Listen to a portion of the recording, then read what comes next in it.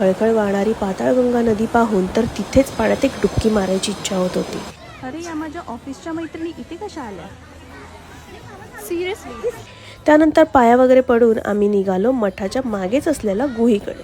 या मठामध्ये याआधी मी बऱ्याचदा येऊन गेले, पण या गुहेमध्ये कधीच गेले नव्हते. आणि या गुहेत जाण्यासाठी एक छोटासा ट्रेक होता आणि गुहेकडे जाणारा रस्ता एकदम शांत. ऑफिसचं काम, प्रेशर सगळंच विसरून गेलो.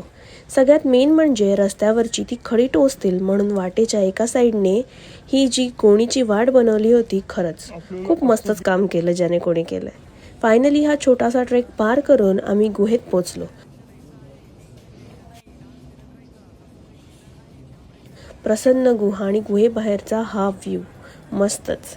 येताना थोडेफार फोटोज व्हिडिओज काढले, उसाचा रस प्यायला घेतला आणि परतीच्या वाटेने निघालो. तर असा होता आजचा रँडम व्लॉग. तर भेटूया पुढच्या व्लॉगमध्ये. बाय.